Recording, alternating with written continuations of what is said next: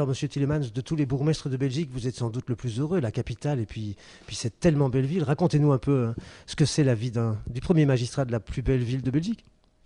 C'est extraordinairement exigeant. La plupart du temps, on n'a plus à voir le week-end. C'est être chef d'un très grand corps de police et c'est rencontrer les desiderata des uns et des autres, y compris d'ailleurs des fonctionnaires de l'Europe. Et donc, c'est devoir maintenir constamment le tout en équilibre, rester dans un réalisme possible, tout en essayant de toujours aller plus loin pour améliorer les relations que nous pouvons avoir. Mais Bruxelles est une ville extraordinairement vivante. Est-ce qu'elle arrive à mélanger le réalisme avec le surréalisme au pays du surréalisme, Bruxelles? Mais si vous avez vu, on a quand même un des plus beaux musées sur le surréalisme, qui est le musée Magritte. Mais ce n'est pas la seule chose. D'ailleurs, si vous y allez, vous verrez qu'il y a plein d'allusions à toute une série d'autres surréalistes dans ce pays, qu'ils soient littéraires ou qu'ils soient peintres ou qu'ils soient autres. Et ce qu'il y a de fou, c'est que c'est un pays qui a produit, je pense, plus d'artistes par tête d'habitants que n'importe quel autre pays. Et Bruxelles est un espèce de musée vivant. Il y a des sculptures partout dans les rues maintenant. Il y a des rappels à la bande dessinée sur les murs. Il y a des rues qui ont reçu des noms de l'univers de la bande dessinée. C'est une fierté d'avoir réussi comme ça à remettre la culture vraiment au cœur de la cité. Je pense surtout que ce qui était essentiel, c'est qu'on avait perdu le contact avec ça. On n'avait pas compris ce que les Français avaient fait avant nous, que la BD faisait partie de la littérature. Aujourd'hui, vous retrouvez Tintin, Franquin, donc Tintin et Hergé, Franquin et Spirou, Astérix et Uderzo dans les livres de littérature. Et je pense que pour beaucoup d'entre nous, nous avons commencé à toucher à la littérature grâce à la BD. Donc il fallait qu'on la remette à l'honneur parce qu'on ne reste pas dans la... On peut rester dans la BD, mais je veux dire, il faut aussi qu'on s'ouvre sur autre chose. Et donc après, on passe sur la littérature, ce qu'on appelait à l'époque la grande littérature. Hein. Vous vous rappelez vos parents qui disaient « Mais qu'est-ce que tu fais vrai, oui. avec ces Tintins ?» Or, l'histoire dessinée peut être aussi fondamentalement importante que l'histoire écrite. Que dire aux gens de l'étranger qui ont envie de venir? Est-ce qu'on est dans les villes safe, on va dire? Je dirais qu'on n'est pas moins ou plus sécurisé à Bruxelles que dans n'importe quelle grande ville du monde. Le tout est de savoir comment psychologiquement on y réagit. Il y a des quartiers de New York où vous n'oseriez pas aller. À Bruxelles, je pense qu'on peut aller dans tous les quartiers, ce qui ne veut pas dire qu'on ne risque pas quelque chose. Bien sûr. Je dis simplement que moi qui habite le centre de la ville, mes deux filles, l'une de 28 ans, l'autre de 20 ans, mon épouse, on va à l'opéra à pied, on va à l'opéra en se promenant, on fait les courses dans la cité. Moi, je vais acheter mes bouquins chez Tropisme sans avoir aucune arrière-pensée. Je vais chez Bruxelles pour mes BD, je vais... Et donc, enfin, je ne peux pas faire de publicité. Si, vous pouvez. Mais, le tropisme qui se situe Galerie des Princes. Bah, tout à fait, mais j'ai aucun problème du tout à me promener dans la ville. Et vraiment, moi, je n'ai pas un sentiment de peur. Alors, évidemment, on a 2 fois brisé les vitres de ma voiture pour prendre des documents qui étaient d'ailleurs inutiles. Mais ça, c'est universel. Et excusez-moi, je pense qu'on n'est pas pire ni moins bien. On est comme les autres, avec les autres, pour les autres. Et ça, c'est déjà pas mal. Vous savez, je me rappelle qu'au 100e anniversaire de la synagogue de l'avenue de Stalingrad, un vieux monsieur d'origine polonaise est monté à la tribune pour dire « Monsieur Tielemans, vous savez ce que moi je n'ai jamais connu à Bruxelles, c'est le ghetto. » Eh bien, ça, c'était un très beau cadeau. Alors, l'histoire de la Grand Place, c'est à la fois le Moyen-Âge, le XVIIIe siècle et le XIXe siècle. Alors, d'abord, l'hôtel de ville. Si vous regardez bien, les 2 ailes ne sont pas égales. Et la légende rapporte que l'architecte se serait jeté du haut de la tour, protégé par Saint-Michel, parce qu'il avait fait une erreur de calcul. Ce n'est sûrement pas ça, ça s'appelle la légende. C'est donc un bâtiment du XVe siècle qui montrait la valeur de la ville, où se réunissaient les échevins, les membres des lignages. C'était vraiment la ville et le marché. Tout autour, les maisons des corporations, puisque chaque métier a une réunion et dans la corporation, on est apprenti compagnon et puis maître. Quand on veut devenir maître, bien sûr, le compagnon doit offrir un dîner de pannekuchen. Alors, que veut dire des pannekuchen? Ce sont des crêpes. Souvent, ça coûte très cher parce qu'on est nombreux dans la corporation et petit à petit, c'est le fils du maître qui va devenir le maître. Les apprentis sont tout à fait sous-payés, mais là, ça ressemble encore aujourd'hui. Alors, en face de l'hôtel de ville se trouve la maison du roi. Rien à voir avec le roi. C'était une ancienne halle, mais Charles Bulls, qui fut bourgmestre de la ville de Bruxelles, qui démissionna à cause de Léopold II pour l'histoire du Mont des Arts, a fait construire ce bâtiment plus ou moins gothique, qui est le musée communal dans lequel se trouve la garde-robe de notre petit Manneken-Pis. Alors la basilique du Kuckelberg est un endroit absolument magistral. Alors certains Bruxellois n'aiment pas son extérieur, l'intérieur par contre est absolument merveilleux. On y constate plein d'architectures qui ne sont pas très habituelles dans les grandes basiliques ou cathédrales du monde. Et c'est aussi l'endroit où se passent beaucoup de cérémonies royales. Alors pas les mariages royaux, mais par exemple chaque année à la fête du roi il y a un Te Deum le jour de la fête nationale du 21 juillet aussi, puisque nous avons, vous en France, le 14 juillet, mais nous avons le 21 juillet en Belgique. Et ce monument a aussi reçu il y a quelques années les JMJ, donc les Journées mondiales de la jeunesse en présence du pape. Et c'était encore Jean-Paul II. Donc voilà, ça avait connu un énorme succès. Ça avait braqué les feux du monde entier sur cette basilique qui est, selon les dires des uns et des autres, classée entre la 4e et la 6e place parmi les plus grandes églises du monde. Le père Damien a été récemment canonisé avec quelques autres saints, il y a très peu de temps, quelques mois à peine, et donc lui s'occupait de lépreux. Et bien sûr, les Belges le portent dans leur cœur, et c'est quelqu'un de très important pour les Belges. Et puis c'est chaque fois une fierté pour les Belges lorsqu'il y a un saint, et Saint Damien est le dernier. Nous sommes à l'époque de Léopold II, qu'on a appelé le roi bâtisseur, et qui a fait de Bruxelles vraiment la grande capitale. Il s'est fort inspiré de travaux de Paris, notamment du baron Haussmann. Et donc c'est une ville à peu près haussmannienne. Alors ici, c'était prévu pour faire la promenade. Et petit à petit, des boutiques de luxe se sont installées. Mais aux étages, ce sont des appartements qui sont évidemment habités par des personnes qui ont beaucoup de moyens. Là, nous sommes non plus dans la galerie de la Reine, mais dans la galerie du Roi. Disons que l'une est à la gloire de Léopold II et l'autre à la gloire de son épouse Marie-Christine.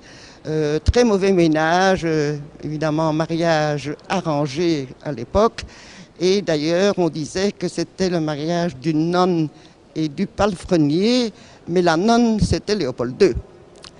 Alors, bon, bien sûr, Marie-Christine n'a d'ailleurs pas fini ses jours auprès de son époux, puisqu'elle a habité Spa, et qu'on trouve encore à Spa la maison dans laquelle elle a vécu.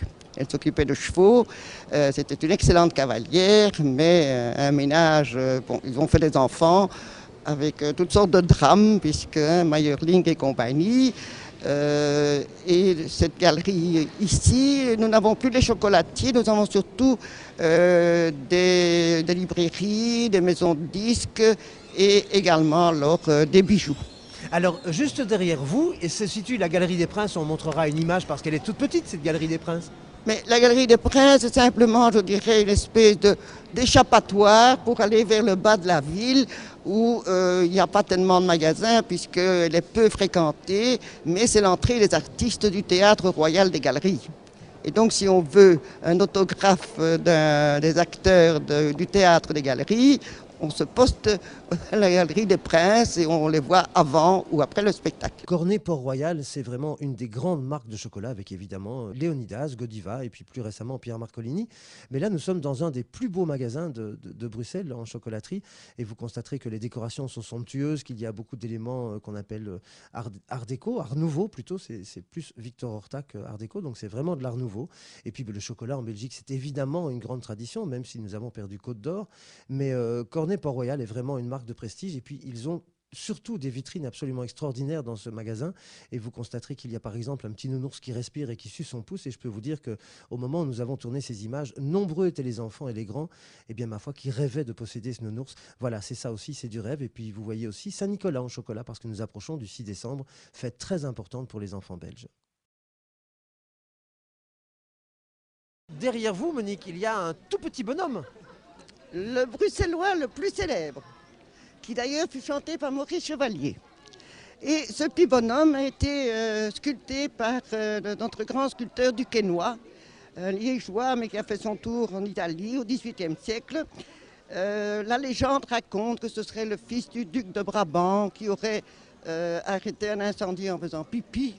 Mais C'est ce qu'on dit, oui, au moment c'est de la grande légende. bataille. Mais le problème, c'est que sous Louis XV, les troupes françaises nous l'ont enlevé. Louis XV, pour se faire pardonner, a fait restituer notre cher petit Julien, pour certains, et a offert un des premiers costumes, parce que ce jeune homme a une garde-robe énorme, qui se trouve au musée communal, donc dans la maison du roi. Et très souvent, il a son habilleur, comme un grand acteur, et donc les sociétés lui offrent un costume. Et quand c'est le jour de fête, on habille Manneken Pis, et parfois il fait pipi du vin.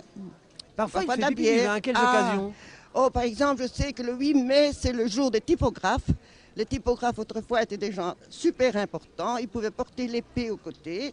Et donc, le 8 mai, il sera habillé en typographe. Il fera peut-être pipi de la bière ou du vin. Je ne sais pas. Alors l'atomium, évidemment, mais c'est le symbole de Bruxelles après Manneken Pis, bien entendu. Et puis pour les Bruxellois, il est très important depuis 1958, puisque c'était le grand symbole, un peu comme la Tour Eiffel à Paris pour Bruxelles. Lorsque nous avons reçu les pays du monde entier en exposition universelle, en 58, donc, eh bien l'atomium a été construit. Et il était prévu, ma foi, qu'il soit détruit. Ça n'a pas été le cas, bien sûr, comme ce fut le cas pour la Tour Eiffel, qui est resté le symbole de Paris. Et il y a à peu près un an, il a été entièrement restauré. Ça a été de très très longs travaux. Et il a retrouvé tout son lustre d'antan. Il est de nouveau brillant et absolument magnifique. Et puis les palais que vous voyez aussi, le plus célèbre est le palais 5, ils sont connus dans le monde entier et c'est le grand centre d'exposition, un petit peu comme la porte de Versailles à Paris. Voilà, c'est notre plateau du Heysel, c'est exactement comme ça qu'on l'appelle, le plateau du Heysel, qui rejoint l'Atomium et les centres d'exposition. Alors Monique, là nous sommes à un endroit qui est très fréquenté. On voit autour de vous des mains, et c'est une statue de Tserclaes. Qu'est-ce que c'est? Ah, et bien, Tserclaes On va est laisser un continuer, héros brabançon. À l'époque, la ville de Louvain et la ville de Bruxelles se bagarraient pour savoir qui était la meilleure cité. Donc nous sommes au XIIe, XIIIe siècle. Et les louvanistes ont attrapé Tserclaes, lui ont coupé la langue. Et donc on l'a trouvé moribond. De là est né le folklore du Meiboom. C'est-à-dire que chaque année, vers le mois de juillet, les gens de la ville de Bruxelles, et maintenant notre bourgmestre Freddy Tillmans, qui est membre de la société, vont choisir un arbre dans le bois de la Cambre. Et puis ils partent ici du centre de la ville et l'arbre doit être planté à un certain endroit de la ville, près du botanique, avant 17h. Et s'il est planté, ce sont les Bruxellois qui gagnent. C'est ça. Évidemment, c'est du folklore. Chaque année, on gagne. Hein. Voilà. Voilà, et bien sûr, c'est un porte-bonheur. Pour certains, c'est la fertilité. Pour d'autres, il suffit de caresser monsieur et peut-être que le vœu se réalisera. Donc, je vais essayer.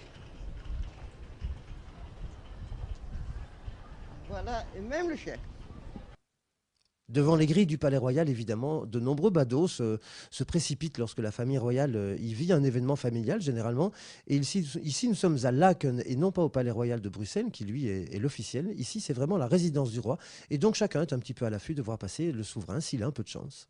Le pavillon chinois et la tour japonaise eh bien, sont deux petits caprices royaux. Voilà, le roi Léopold II, à une époque, avait envie de faire des cadeaux à la future reine, à la princesse. Et voilà, il a fait construire la tour japonaise et le pavillon chinois, qui sont un peu anachroniques, évidemment, dans l'architecture de Bruxelles. Mais c'est vraiment extrêmement intéressant. Et surtout, à l'intérieur du pavillon chinois, il y a une magnifique collection de ce qu'on appelle des chinoiseries. Quelle est l'histoire de ce lieu où nous sommes, qui est tellement connu dans le monde et qui est vraiment un lieu de référence pour les marionnettes, qui, précisons-le, ne sont pas des marionnettes pour enfants, précisément.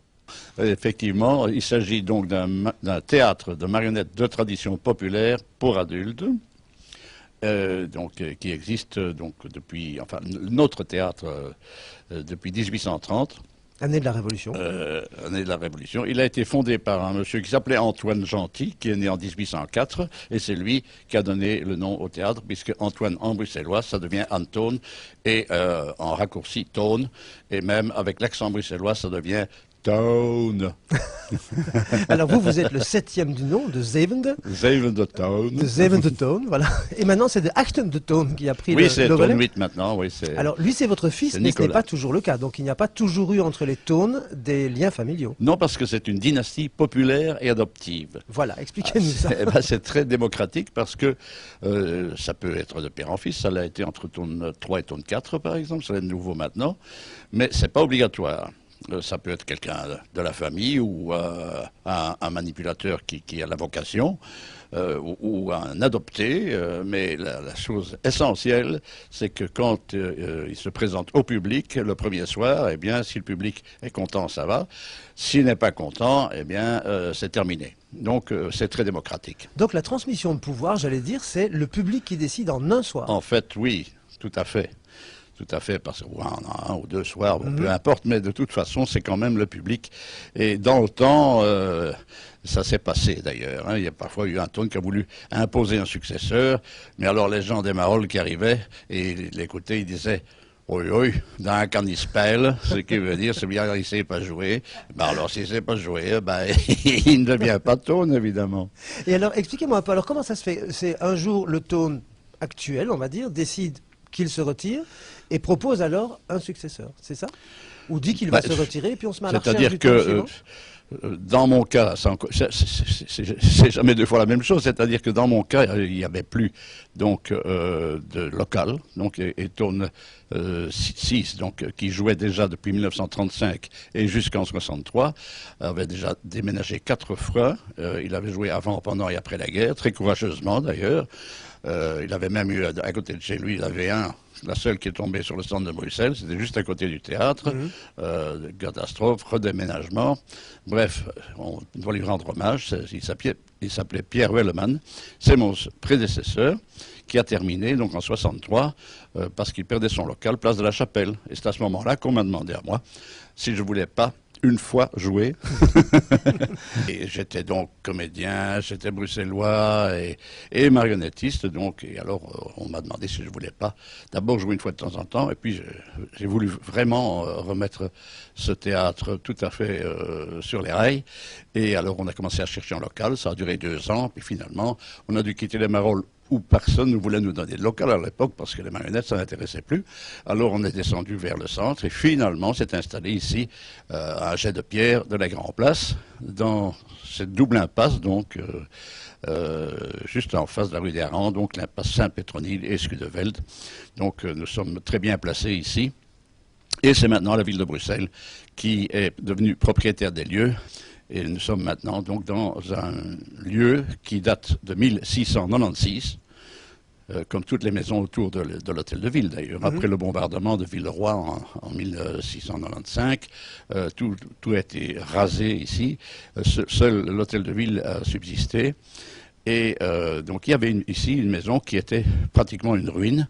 Et je me suis donc efforcé de remettre cette maison en état.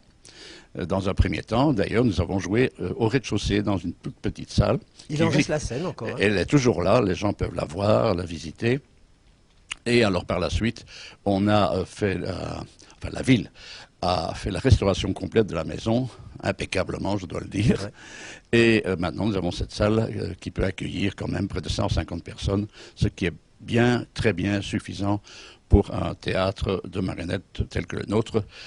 Ce sont de grandes marionnettes, des marionnettes à tringles, elles font 80 cm. On en voit derrière vous d'ailleurs. Hein, donc ce sont, vous avez un beau mousquetaire, et le célèbre personnage. Oui, ah ben ça, les 3 mousquetaires, c'est le cheval de bataille, hein, c'est la pièce qu'on joue le plus. Et je rappelle aussi que nous sommes ici donc à la capitale de l'Europe, donc nous jouons habituellement en bruxellois français, mais à la demande nous jouons aussi en bruxellois flamand, en bruxellois anglais et en bruxellois allemand. Ah ben dis donc, comment Étant vous donné faites pour que faire le du bruxellois allemand et du bruxellois anglais? Oui, le bruxellois, c'est l'espéranto de l'avenir. Vous savez, il n'y a pas que la langue, il y a l'esprit aussi. C'est vrai. Alors rappelez-nous le nom de celui qui est habillé avec le même tissu que votre casquette, parce que votre casquette et votre moustache et votre barbe, elles sont célèbres dans le monde entier Oui, maintenant, ça, même si ça- vous dites que vous vous êtes planté à un moment. Ça, c'est Wolch, le ketch de Bruxelles, c'est-à-dire Voilà. le titi bruxellois. C'est le gamin, quoi. Il a existé, d'ailleurs. Nous sommes en train de préparer un ouvrage qui va raconter toute l'histoire de Wolch, qui est en fait un enfant de l'amour. Signor Zia, buonasera. Buonasera. La restauration est un métier dur. Depuis combien de temps le faites-vous Depuis 47 ans. Depuis 47 ans, mais 30 ans dans cette maison. Alors donc 30 ans d'ouverture de la Villa d'Est. Voilà. Et je crois que votre anniversaire, d'ailleurs, c'est en novembre. C'est en novembre, c'était il y a 3 jours. Donc, Alors voilà. bon anniversaire déjà. Merci, merci, merci. Et je suis très heureux d'avoir duré 30 ans dans cette petite maison. Alors vous êtes dans ce très beau quartier Duc, qui est un quartier que beaucoup de gens rêvent d'habiter à Bruxelles. Alors comment est-ce qu'on explique que dans la capitale de l'Europe, il y ait comme ça ce quartier qui a toujours eu cette image privilégiée, dirons-nous? Ben oui, c'est un quartier qui est un petit peu entouré avec beaucoup d'entreprises et qui permet aussi d'avoir quand même une clientèle assez assidue et pas trop loin du centre de la commune d'Uccle aussi, et qui permet d'avoir une clientèle un petit peu plus habituée en fin de semaine, donc, et qui panache totalement les deux clientèles. Donc. Clientèle de déjeuner, d'affaires aussi? Clientèle de déjeuner d'affaires, surtout le midi en semaine, et clientèle de grands habitués le samedi midi, le dimanche, vraiment des clients habitués même depuis 30 ans déjà, et ça fait grand plaisir. Alors pourquoi avoir choisi cette élégance toute discrète et non pas une image précisément italienne? Eh bien voilà, la Villa d'Est s'appelait la Villa d'Est puisqu'avant nous c'était un restaurant italien. Et en tant qu'Italien, nous avons gardé le nom parce que c'est un très beau nom. Mais comme nous avons travaillé, mon frère et moi, quand nous avons ouvert le restaurant, en restauration française, mon frère comme chez soi, moi-même sommelier à la Villa Lorraine. Votre frère, comme chez soi, et vous à la Villa Lorraine. Voilà, Bravo. et nous avons opté pour de la cuisine française. Alors précisons pour nos télénautes qui ne connaissent pas ni la Villa Lorraine ni le Comme chez soi que ce sont deux des plus grandes tables de Bruxelles avec celle de Bruno Exactement. aussi. Voilà, Bruno, la Villa Lorraine et le Comme chez soi sont vraiment les grandes tables de Bruxelles. Tout à fait. La Villa Lorraine, à cette époque où j'ai travaillé, était le premier restaurant qui a reçu 3 étoiles au guide Michelin Absolument. hors de France. Alors dites-moi, quel est le cœur de cuisine de la Villa d'Est? Alors, le cœur de cuisine de la Villa d'Est, c'est une cuisine française qui suit les saisons. À cette époque-ci, nous sommes en saison plus ou moins hivernale, donc nous avons la période de la chasse. Notre carte change 4 ou 5 fois par an en fonction des saisons.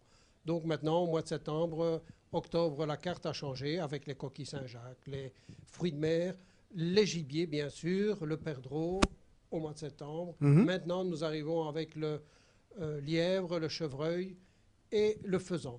D'accord. Alors donc cuisine française classique.